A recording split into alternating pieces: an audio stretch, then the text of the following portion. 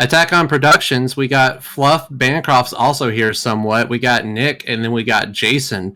Jason is playing the GT Goku deck that's actually really fun and cool. And then we got Nick, who's playing Vegito because he's a dweeb and doesn't have any creative abilities. Start talking, you two. What's going on, fellas?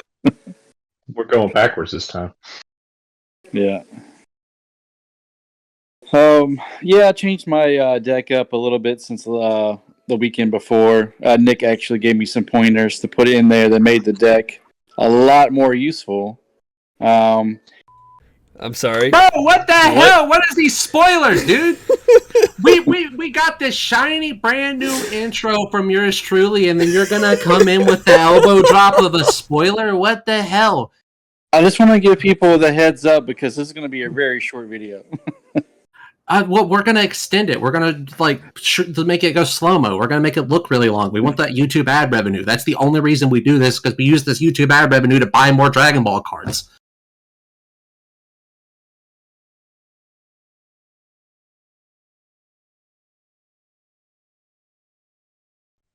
Now back to this leader, the Vegeta leader from the starter deck. I haven't seen too many people play this deck, and honestly, I was wanting to try to play something blue. My initial thought was Soul Striker, but I mean, everyone's seen that deck a million times over. So I was looking for something just a little different, and I've always wanted to play this leader.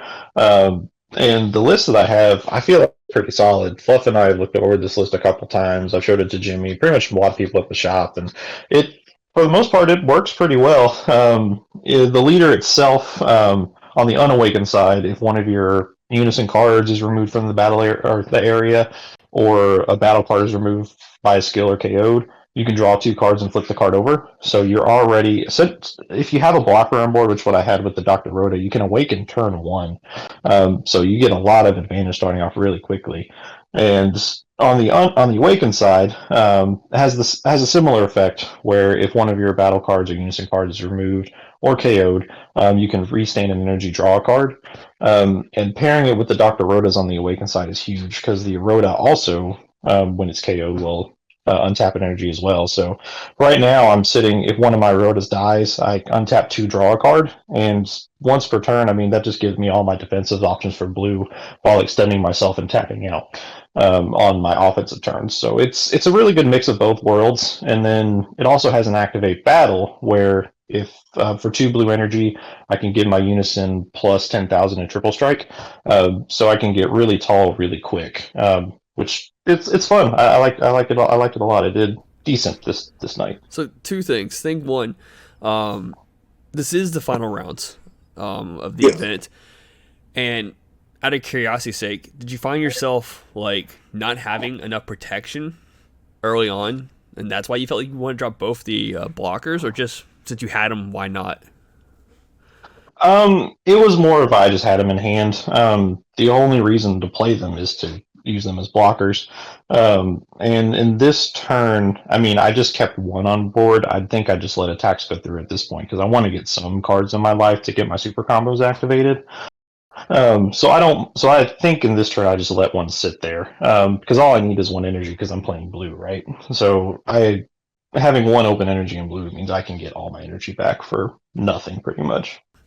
And I played against Jason, I think, round 1, and I will say that you definitely have improved the deck since the last week, and I like the direction you're going with it finally. I know you added some extra unisons into it, which you didn't have the first time around. Yeah, the unisons actually made a hell of a lot of a difference from the first time that I played, because there was a lot of cards I had in the deck that required, if I had a unison out on board, I can free play it. One was the Frieza, which I don't think I played it during this match, but it was the cosmetic villain, which is really, really good early on in the game. Is that the 2-drop one, the Golden Frieza, that gives itself crit? You're talking about the charismatic villain, 5-drop counterplay, blows up a 7 or less. I thought he said the unison. I'm sorry, I was thinking the unisons. Oh no, the unison. I have a 2-drop Trunks. It's a and then the other one, Demigra. Demigra. Yes, Demigra. thank you. God, can't even remember my own deck right now. But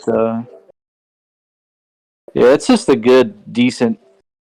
For one energy, get a unison out on the field. That way, I can play some cards for free. And here's a free deck profile if anyone wants to see it real quick. Wait, is that a whiff? Oh. Did you have one in your hand by any chance? I think I do. Okay. Because I know it says deck or hand. Now, I will say, you got to be careful on Rule Sharks. Jimmy's the expert on this one because it has happened to him. If a card lets you search deck and hand, but then it says the end, shuffle your deck if you look through it, make you do that last and after you play it from your hand. Because Jimmy's been Rule Shark before in the past about that. Oh, okay. But I will say, if someone Rule Sharks you on that, they're a little bitch. Yeah, I just figured I'd go for a card. If I had it, grab it out of the deck. If not, just use it from hand. But that's it's good to know that you have to do one or the other. And it's always better to pull from the deck because it keeps your resources in your hand for a combo power for later down the road. Yeah, that's what I was going for. So it's my turn. 3. I start out Baby Unison. Probably one of the main players of the deck. The leader thoughts Unison, so this is a relatively Unison central deck. I like it a lot. I mean, it's sticky as hell. Turn 3, drop it. You +2 draw cards. You have 5 markers. Not many decks can clear 5 markers in one turn. So it's usually when I drop it turn 3, I feel pretty safe. Granted, I'm tapped out, but I do have the Dr. Rotor on board, so whenever he swings with anything, I'll be able to just get my energy back and then keep the defense going. So I felt, with the Rotor on board, I felt safe. No, it's definitely a great option for this leader. Like you said earlier, it does allow you to resend 2 energy. Yeah, so... That's unfortunate you had to charge that 5-drop Goku early on, Jason. Yeah, I have a different 5-drop Goku. I think I actually have it in my hand. If not, I get it really soon.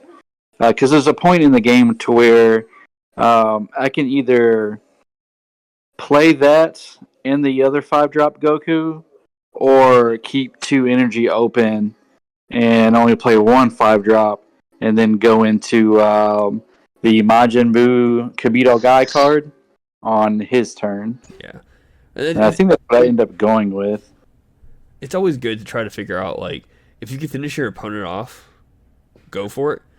But if you don't think you can finish the job, try to play that safe route for better protection in a following turn.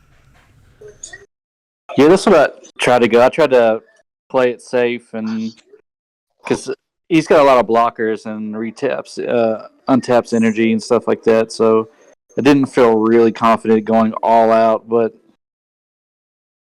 in hindsight, maybe I should have tried. The thing about blue, and it gets really tricky, and maybe Nick might remember his hand, all he has to do is block with that blocker, restand 2 energy. From there, he has access to Dimension Magic without having to wasting life for it, or any other negates potentially. And since he has 3 energy, he could hatch you if he has it. Yeah, we talked about it at the end. My defensive hand was just straight fire. I'll explain a little bit more as it goes on, but this deck runs some pretty good negates. I mean, Dimension Magic, of course, you have to if you're playing blue. Sensu Bean on defensive turns. If you see it in my energy, the Goku and Vegeta Saiyan Synergy, I actually really like that card, just because it fits with some of the cards and pieces in my deck. But pretty good negate, and then it gives you a Sensu Bean-like effect, so you get more power in your leader if they swing with it. So not a bad card. And then on the defense, he tries to play the Android 21, and then I just bounce it back to hand. So in typical blue fashion. You didn't want the extra battle cards? No, because once he bounced it back to my hand, that card was pretty much dead. No, I was asking Nick if he didn't want the extra battle cards. No. No. did not need them.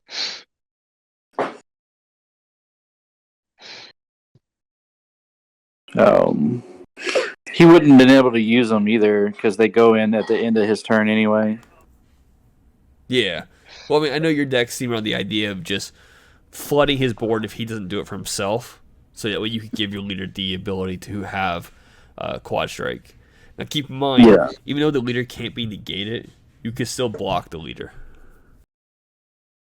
Yes. This deck does run. My deck does run a good amount of blockers because you have the Goku energy right now. Yeah, I want my opponent to deal with my board first, so I can get my leader effect off. So the best way to do that is just blockers. So I run the Rotas, the Goku Calamity Challenger, which is an amazing blue card. Almost recommended for any blue deck, honestly. Just 1 energy, play it, draw a card, 15k blocker. Pretty good value, if you ask me. The 4-drop Sun Gohan, I think only I need to double check, but I think it only requires a blue leader. It doesn't have deflect, but it will pop any of your opponent's battle cards energy cost 3 or less, ignoring barrier. I'm not sure if that's an option you looked into or not for this. Does that card? Do you have to play skillless for that card? That might have been the clause for it. I can't remember off the top of my head because I think I know it requires 3 energy if I'm correct, and a blue leader. I mean, I could pull my deck real quick and look at it. I can't remember off the top of my head though, right now. Yeah, I'm not too sure either, because one of the things I was looking for in this deck was removal. So it's not really shown in here, but I do run the SSB Vegito Soaring Blow, which that's a free Union Patara, and you can choose two cards in your opponent's battle area and send them to the bottom of the deck in any order. So free removal, and I run a lot of Goku and Vegeta cards, so it's pretty easy to get out. And then in my turn right now, I'm sitting on 4 energy. He's at 4 life. I have a lot in hand at this point, so I figured I might as well just push, see if I can do it. And then I start with the Tapion Calamity Challenger. Another great card from the set. Just a Spirit Boost 1, tap 1, play the card, draw a card, 20k double strike. So really good. So I figured I'd just push, see what resources I can get out of his hand, and then go from there.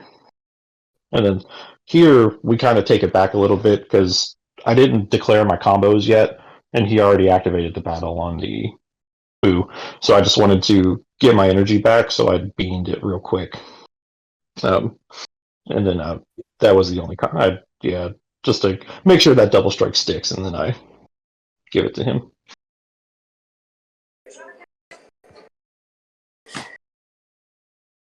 Yeah. If you did happen to have a unison, you could have Spirit boosted to snag his, so he can no longer use the effect. And I think you still get access to the plus 2, because I think it just draw 1 card. There's no leader lock ability to that. Yeah, not on the plus 2. The -5 is definitely. Yeah. On the plus 2. And at this point, I'm just pushing just to see if I can do it, because I want to see if I can just get the activate battle off. Because if I have Marichim in hand, but since he played the Boo, I wasn't able to swing with it, so wasn't a point in playing it. So I figured I might as well see if I can go real tall with the unison and just take it here.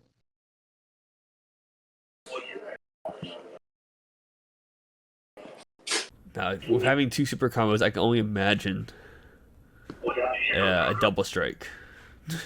Triple strike. Triple strike. Oh, okay. Just that little bit of overkill, you know? It seemed like he had all the right cards all at the right time. Plus, I've never really played against blue very often. So this deck, I had no idea what to expect or what he was going to do. This must have been a fun weekend for you then, because you also played me in the first round. I was playing blue. Now, yeah, I know from experience you do have like striking death balls and stuff like that. You just weren't seeing a lot of the cards that could have helped out on this push. Yeah, what hurt me is when he got rid of my Android 21 card. I should have expected that. And then just past turn with 3 up energy. Yeah. Well, even if the turn was allowed to proceed, the rest of my hand, I had 3D magics, Gohan, Baby's Minion Negate, and Baby Hatch. So there was no way I was dying the next turn.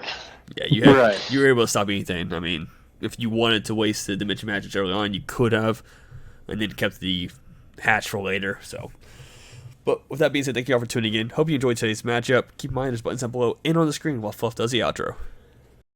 Yeah, that was definitely a case of Nick had the right cards at the right time. Hopefully you guys enjoyed. Let us know what you think in the comments below. Anything you want to see. We always appreciate your input. As always, read your cards, know your plays. Let us make the mistakes so that you don't have to, and Fluff out.